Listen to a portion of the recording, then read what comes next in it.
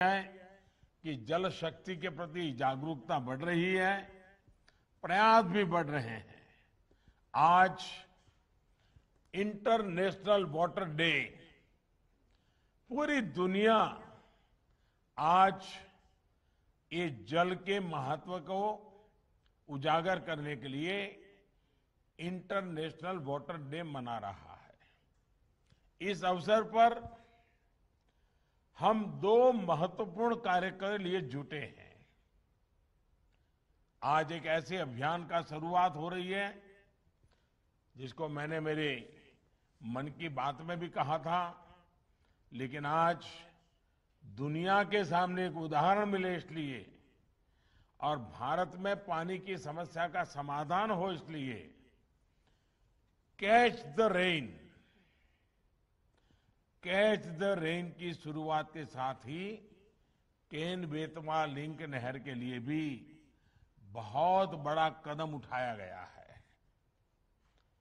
अटल जी ने उत्तर प्रदेश और मध्य प्रदेश के लाखों परिवारों के हित में जो सपना देखा था, उसे साकार करने के लिए आज समझौता हुआ है, और ये बहुत बड़ा काम हुआ है।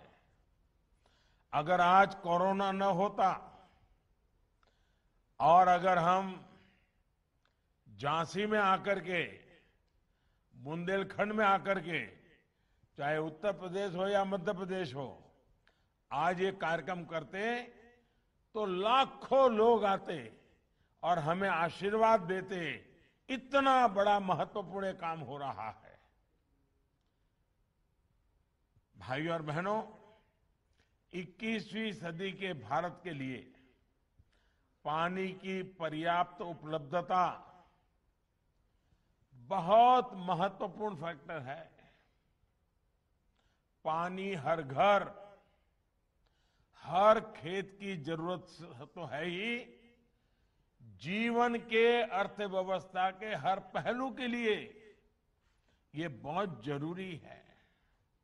आज जब हम तेज गति से विकास की बात कर रहे हैं, प्रयास कर रहे हैं, तो ये वाटर सिक्योरिटी के बिना, प्रभावी वाटर मैनेजमेंट के बिना संभव ही नहीं है।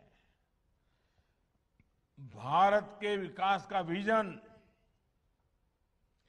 भारत की आत्मनिर्भरता का विजन हमारे जल स्रोतों पर निर्भर है, हमारी वाटर कनेक्टिविटी पर निर्भर है। इस बात की गंभीरता को समझकर दशकों पहले हमें इस दिशा में बहुत कुछ करने की जरूरत थी। और मैं आपको गुजरात के अनुभव से कहता हूं, अगर हम योजनाबद्ध तरीके से, जन भागीदारी के साथ पानी बचाने की पहल करेंगे तो हमें पानी समस्या नहीं लगेगी। पानी हमें पैसों से भी ज्यादा कीमती ताकत के रूप में उभर करके आएगा। ये काम बहुत पहले होना चाहिए था, लेकिन दुर्भाग्य से जितनी मात्रा में होना चाहिए, जितने व्यापक स्वरूप में होना चाहिए, जन जन की भागीदारी से होना चाहिए, उसमें कहीं न कहीं कमी रह गई। नतीजा ये कि जैसे जैसे भारत विकास के पथ पर बढ़ रहा है, जल संकट की चुनौती उतनी ही बढ़ती जा रही है।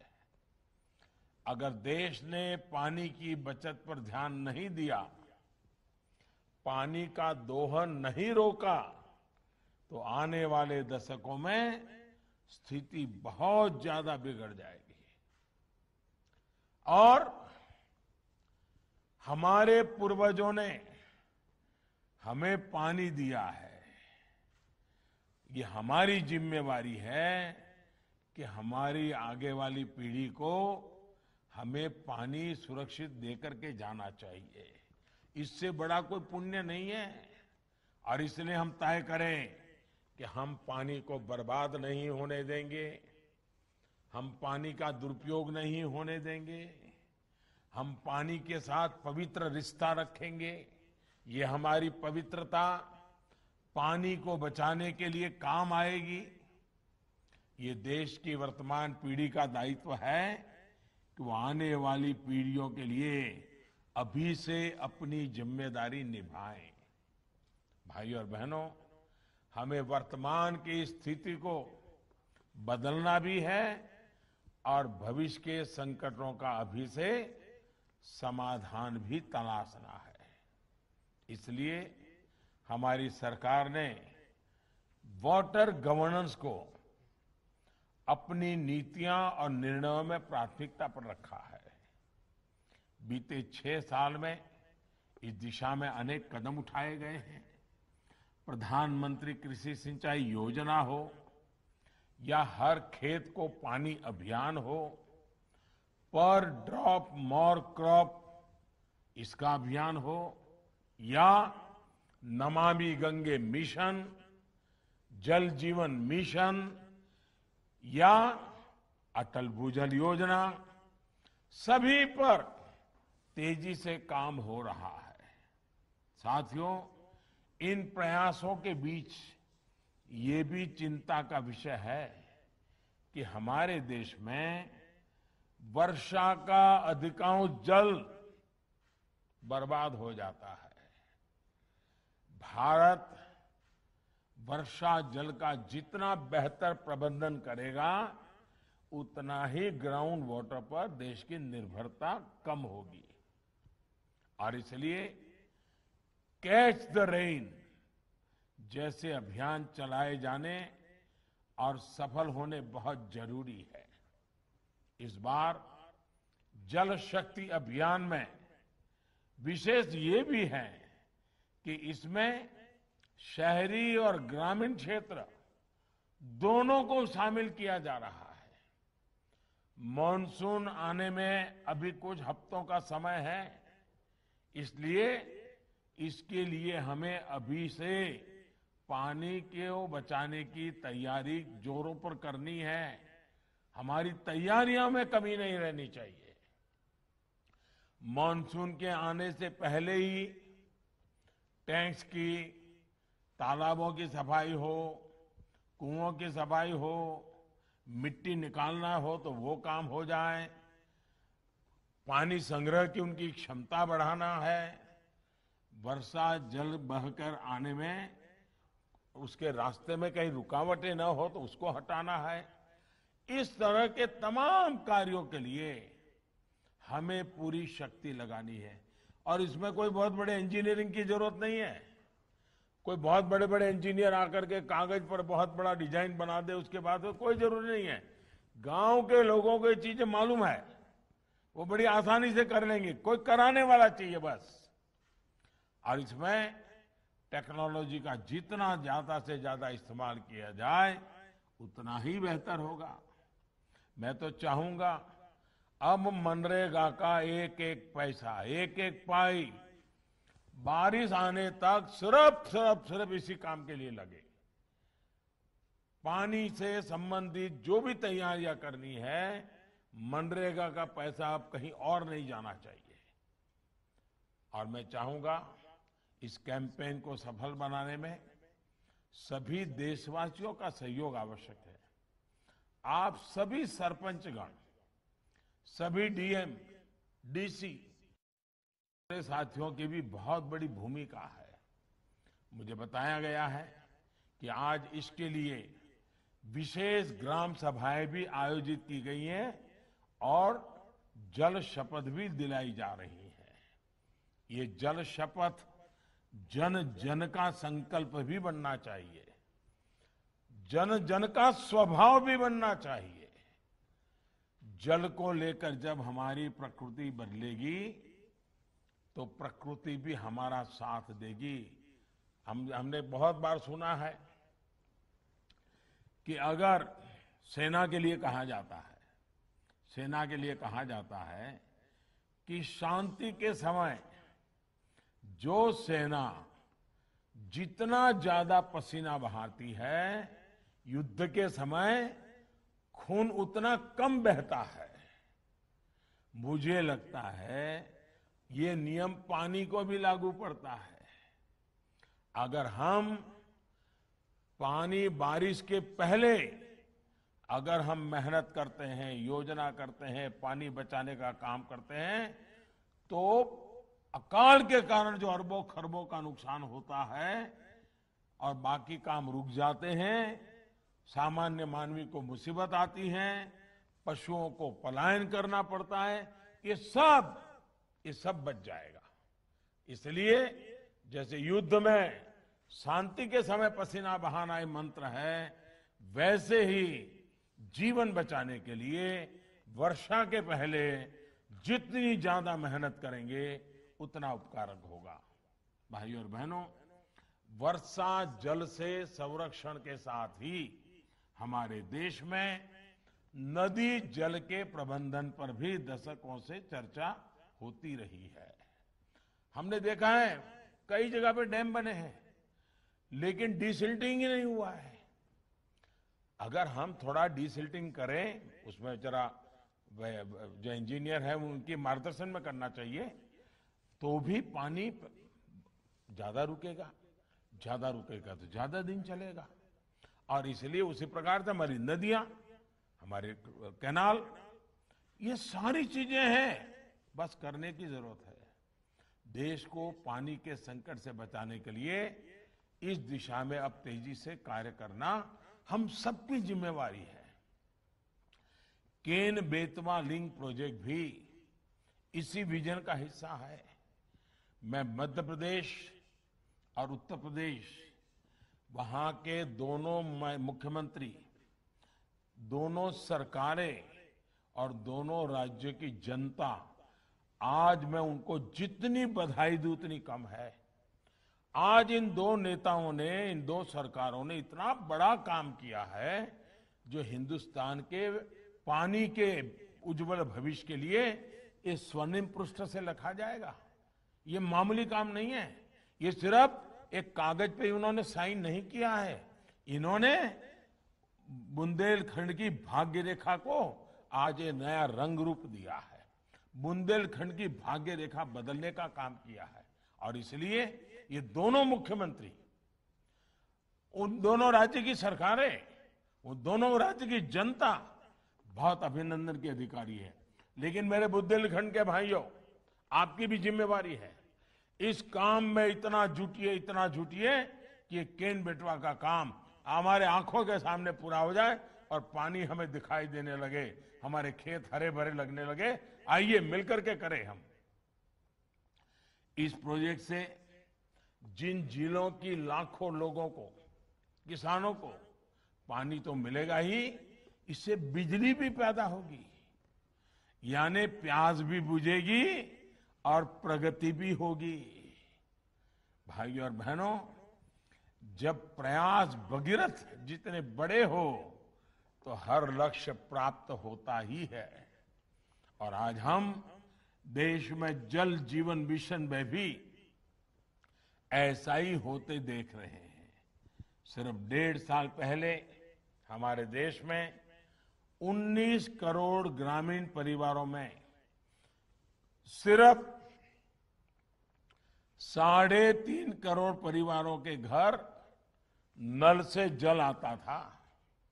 मुझे खुशी है कि जल जीवन मिशन शुरू होने के बाद इतने कम समय में ही लगभग 4 करोड़ नए परिवारों को नल का कनेक्शन मिल चुका है।